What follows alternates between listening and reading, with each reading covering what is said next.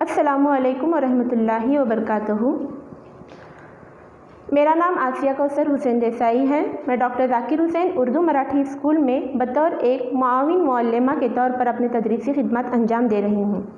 बच्चों, आपको मालूम है कोविड-19 इस वबाई बीमारी की वजह से हमें बहुत सारे मसाइल का सामना करना पड़ रहा है। इन तमाम मुश्किलात में एक सबसे अहम मसला ये है कि हमारे मदारिस कई महीनों से बंद हैं।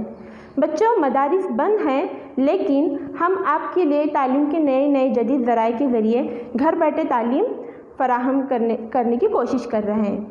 तो आइए बच्चों, आपको एक बात बताती हूँ कि महानगर पालिका और करवीर इन दोनों के बाहमी ताउन से एक नई सरगर्मी शुरू की गई है। उस सरगर्मी का नाम है मेरी टीवी मेरा मदरसा, यानी आप घर बैठे अपने टीवी पर अपनी तालीम हासिल कर सकते हैं।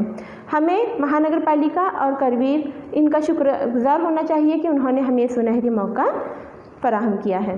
तो चलिए, इसी सरगर्मी के तहत मैं आज आपके सामने जमात दुव्वम उर्दू बाल भारती की पहली नज़्म दुआ ये सिखाने जा रही हूँ। तो बच्चों, दुआ को शुरू करने से पहले मैं आपको बताना चाहूँगी कि दुआ यानी क्या। दुआ यानी कि अल्लाह ताला से मांगना। देखो, एक हदीस है, अद-दुआउ मुख्कुल इबादा, दुआ इबादत का मग़ज़ है। तो यहाँ पर हमें दुआ की अहमियत का अंदाज़ा होता है कि दुआ मांगते रहना चाहिए। तो हमें भी अपनी तमाम मुश्किलात में, परेशानियों में, मुसीबतों में और हर हाल में अल्लाह ताला से दुआ मांगते रहना चाहिए। ठीक है, अब मैं जमात दुव्वम की जो नज़्म दुआ आपको सिखाने जा रही हूँ, सबसे पहले मैं आपको वो तरन्नुम से सुनाऊँगी। जिस तरह आप मदरसे में अपने उस्ताद के साथ साथ ये नज़्म दुआ हम्द नात दोहराते हैं, बिल्कुल उसी तरह जब मैं यहाँ पर दुआ को तरन्नुम के साथ सुनाऊँगी तो आप भी साथ साथ दोहराने की कोशिश करें। तो चलिए, सफ़हा नंबर 10 निकालिए। इस पर पहली नज़्म है दुआ। ठीक है, अब मैं इस नज़्म को शुरू करती हूँ। ऐ खुदा सुन ले मेरी दुआ, कर तू मुझ पर करम, रख तू मेरा भरम। राह सीधी चलूँ, शम्मा बन कर जलूँ, मुझको सच्चा बना, मुझको अच्छा बना।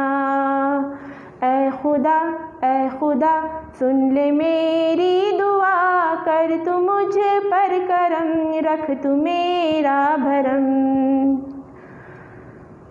सबसे उल्फत करूँ, सबकी खिदमत करूँ, सबसे उल्फत करूँ, सबकी खिदमत करूँ, मैं करूँ हर घड़ी तेरी ही बंदगी।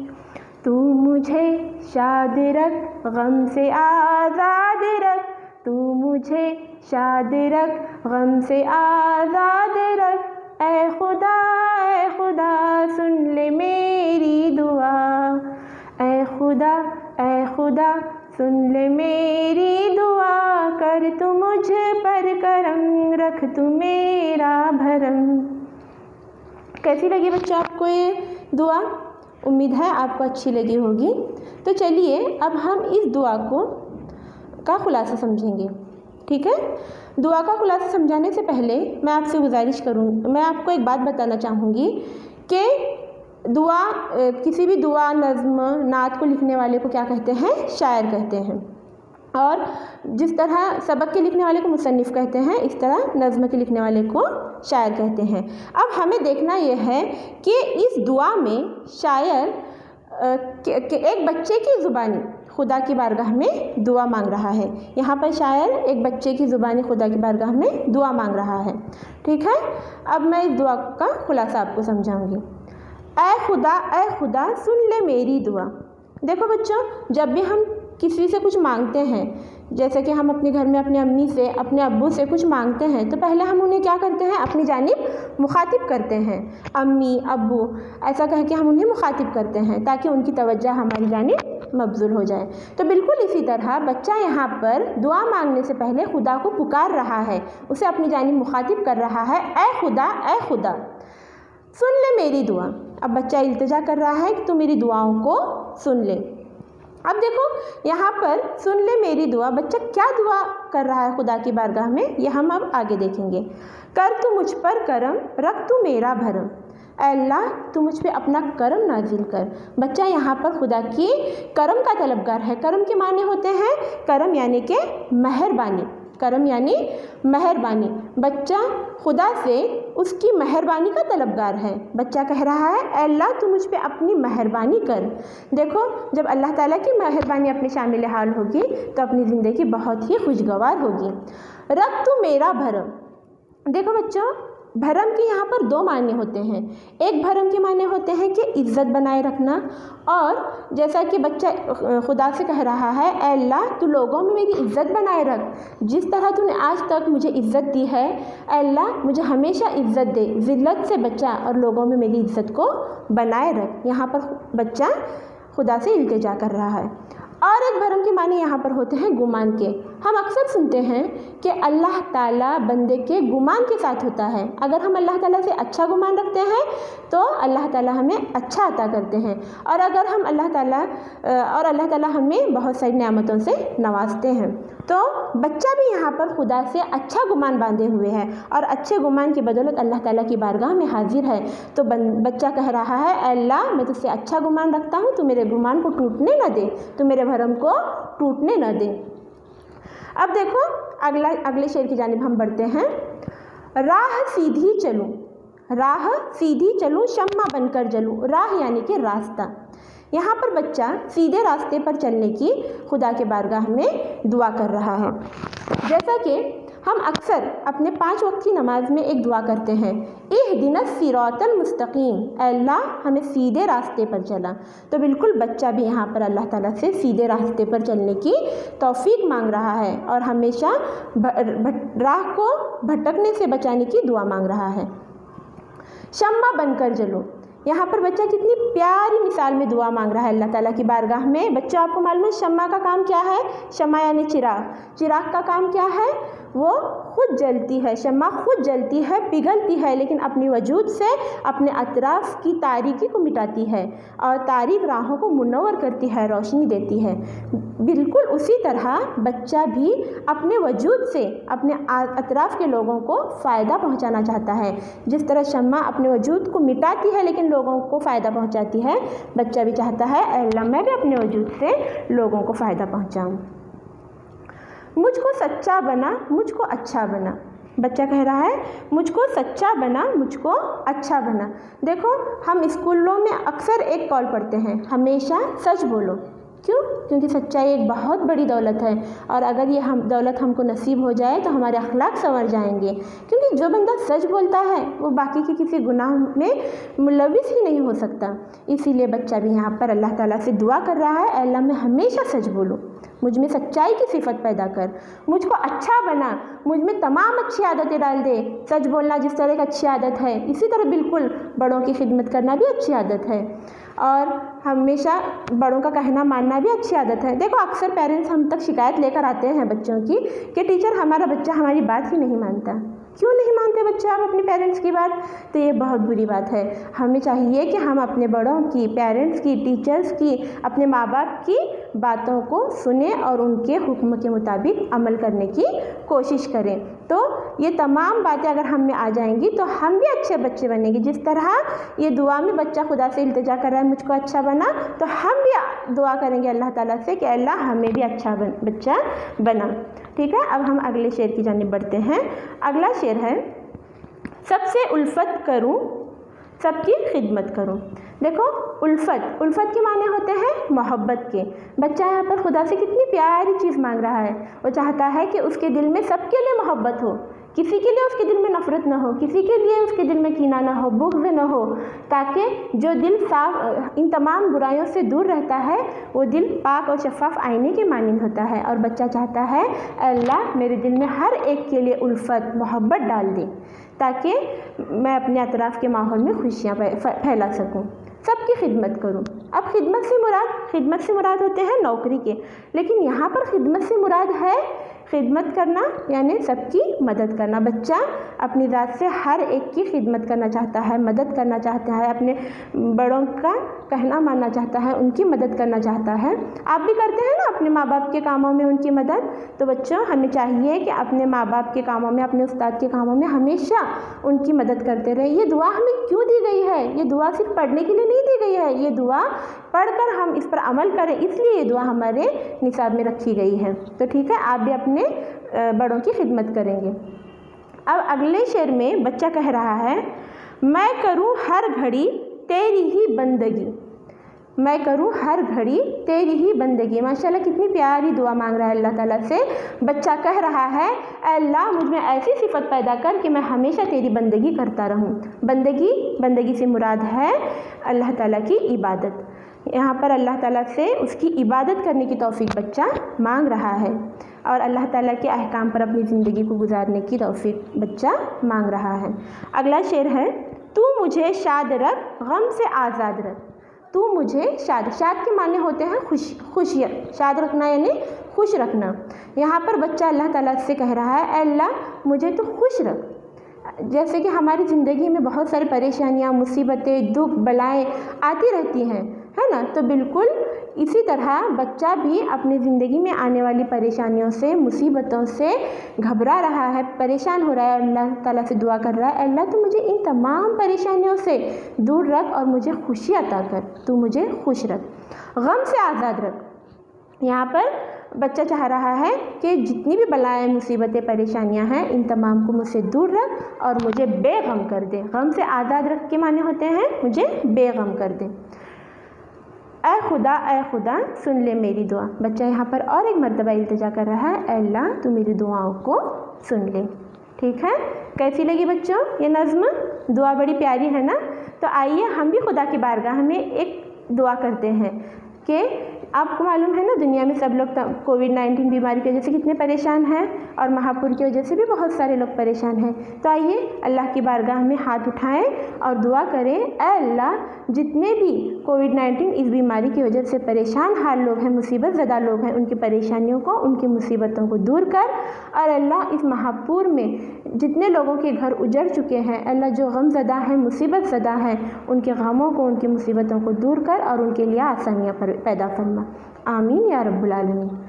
ठीक है, आप भी हमेशा अपने रब से दुआएं मांगते रहिए। अब हम इस दुआ में आने वाले अल्फाज के मानी की तरफ एक मर्तबा और देखेंगे। पहला लफ्ज़ है करम। करम यानी कि मेहरबानी। करम के माने होते हैं मेहरबानी, इनायत या अता के। ठीक है, दूसरा लफ्ज़ है भरम बनाए रखना। भरम बनाए रखना यानी इज़्ज़त, भरम बना रखना, इज़्ज़त कायम रखना। ठीक है, अब अगला लफ्ज़ है उल्फ़त। उल्फ़त के माने क्या होते हैं? उल्फ़त के माने मोहब्बत। और उसके बाद का लफ्ज़ है खिदमत। खिदमत यानी कि नौकरी करना, मदद करना। अगला लफ्ज़ है शाद। शाद के माने होते हैं खुश। शाद यानी खुश। और उसके बाद लास्ट लफ्ज़ है आज़ाद। आज़ाद यानी कि बेगम। ठीक है, ये तमाम अल्फाज के माने आपको समझ में आ चुके होंगे। अब आपको क्या करना है, इस नज़म को बार बार पढ़ना है, इसके अल्फाज के माने याद करने हैं और इसको तरन्नुम से याद करनी है। ठीक है, अब हम इसकी मश्की सरगर्मियों की जानिब बढ़ते हैं। अब मश्की सरगर्मी में पहला है देखो, पढ़ो और लिखो। देखो, पढ़ो और लिखो। यहाँ पर देखो क्या करना है, हमें नीचे बहुत सारे लफ्ज़ दिए गए हैं, इनको देखकर पढ़ने की कोशिश करना चाहिए और लिखने की भी कोशिश करना है। पहला लफ्ज़ है करम। पहला लफ्ज़ है करम। अब करम को हमें किस तरह पढ़ना है? करम, क को अलहदा पढ़ना है, र और म को मिलाना है। करम, क पर ज़बर है, र और म को मिलाना है, र पर भी ज़बर है। करम, इसको इस तरह पढ़ेंगे। अब यहाँ पर सामने खाली जगह दी गई है, तो इस खाली जगह में क्या करना है, आपको ये लफ्ज़ लिखना है। समझ में आया बच्चों? अब हम दूसरे लफ्ज़ की जानिब बढ़ते हैं। भरम। भरम, अब देखो यहाँ पर क्या बताया जा रहा है, भरम। इसको किस तरह पढ़ना है? भ पर ज़बर है, भ को अलहदा पढ़ेंगे और र और म को मिलाएंगे, भरम। भरम, और आगे खाली जगह है, खाली जगह में ये लफ्ज़ आपको लिखना है। ठीक है। हाँ, अब नीचे बहुत सारे लफ्ज़ दिए गए हैं। इन तमाम लफ्ज़ों को आप वहाँ पर बताया गया है कि इस लफ्ज़ को किस तरह पढ़ें, तो बिल्कुल वहाँ पर बताए गए तरीके से पढ़ें और इन खाली जगहों में लिखने की कोशिश करें। मैं वो लफ्ज़ अल्फाज पढ़ती हूँ। उसके बाद है शमा और उल्फत, उसके बाद नीचे दिया गया है खिदमत, घड़ी, और उसके बाद है बंदगी, और अगला लास्ट लफ्ज़ है शर्त। इसको बिल्कुल बताए गए तरीके से पढ़ें और लिखें। ठीक है। अब हम अगली सरगर्मी की जानिब बढ़ते हैं। अगली सरगर्मी है नीचे दिए हुए सवालों के जवाब लिखो। हाँ, अब पहला सवाल है, बच्चा किससे दुआ मांग रहा है? बच्चा किससे दुआ मांग रहा है? बच्चा अल्लाह ताला से दुआ मांग रहा है। यहाँ पर नज़्म में खुदा दिया गया है, तो हम इस तरह भी कह सकते हैं बच्चा खुदा से दुआ मांग रहा है। ठीक है। अब दूसरा सवाल देखो, बच्चा कैसी राह चलना चाहता है? बच्चा सीधी राह चलना चाहता है। एक शेर में बताया गया है, देखो, राह सीधी चलूँ, है ना, वहाँ पर हमें इसका जवाब मिलता है बच्चा सीधी राह चलना चाहता है। बच्चा दूसरों के लिए क्या करना चाहता है? बच्चा दूसरों के लिए, तीसरा सवाल है हमारा, बच्चा दूसरों के लिए क्या करना चाहता है? नज़्म में एक शेर है, मैं करूँ हर घड़ी नज़्म में एक शेर दिया गया है, उसमें हमें यहाँ पर उसका जवाब मिलेगा, सबसे उल्फत करूँ सबकी खिदमत करूँ, सबसे उल्फत करूँ सबकी खिदमत करूँ। यहाँ पर हमें उसका जवाब मिलता है बच्चा सबकी खिदमत करना चाहता है। ठीक है। अब अगला सवाल देखो, बच्चा हर वक्त क्या करना चाहता है? बच्चा हर वक्त खुदा की बंदगी करना चाहता है। ठीक है। ये सवालों के जवाब आपको समझ में आए होंगे। अब हम अगली सरगर्मी की जानिब बढ़ते हैं। अगली सरगर्मी है, नज़्म से ऐसे लफ्ज़ तलाश करके लिखो जो नून गुन्ना पर ख़त्म होते हैं। हाँ, यहाँ पर नज़्म है और नज़्म में नून गुन्ना वाले अल्फाज कौन कौन से हैं? देखो बच्चों, यहाँ पर एक है चलूँ और जलूँ, ये दोनों लफ्ज़ों के आखिर में क्या है? नून गुन्ना है। दिखाई दे रहा है ना, यहाँ पर दोनों के आखिर में नून गुन्ना है, तो ये दोनों भी लफ्ज़ों को आपको इसके नीचे लिखना है। ठीक है। ये सवाल ऊपर लिखेंगे और इसके नीचे ये दोनों भी लफ्ज़ लिखेंगे। ठीक है। अब देखो अगली सरगर्मी की जानिब बढ़ते हैं। नज़्म से 3 हरफी लफ्ज़ चुनकर लिखो। नज़्म से 3 हरफी लफ्ज़ चुनकर लिखो। देखो यहाँ इस नज़्म में बहुत सारे 3 हरफी लफ्ज़ हैं। मैं आपको मिसाल के तौर पर 1-2 लफ्ज़ बताती हूँ और बाकी के लफ्ज़ आपको तलाश करके लिखना है। ठीक है। अब एक है, देखो, ऐ खुदा सुन ले मेरी दुआ। यहाँ पर खुदा में कितने लफ्ज़ हैं? हर्फ हैं, 3 हरफी लफ्ज़। हाँ, कितने हर्फ हैं? हर्फ यानी अ, ब, क, ये अलहदा, इन्हें हर्फ कहते हैं और इनसे मिलकर बनने वाले को लफ्ज़ कहते हैं। अब यहाँ पर खुदा एक लफ्ज़ है, इसमें कितने हर्फ हैं? ख, द, अ, खुदा। यहाँ पर 3 हर्फ हैं, तो ये 3 हरफी लफ्ज़ हुआ। ठीक है। और इसी तरह दुआ, द, ऐन, अ, यहाँ पर भी दुआ में भी 3 हर्फ हैं। इस बाकी के नज़म में आप इस 3 हरफी अल्फाज को तलाश करेंगे और इसके नीचे लिखेंगे। ठीक है। अब हम अगली सरगर्मी की जानिब बढ़ते हैं। नज़्म से ऐसे लफ्ज़ चुनकर लिखिए जिस पर तशदीद लगा हो। हाँ, नज़्म से ऐसे लफ्ज़ जिस पर तशदीद लगा हो।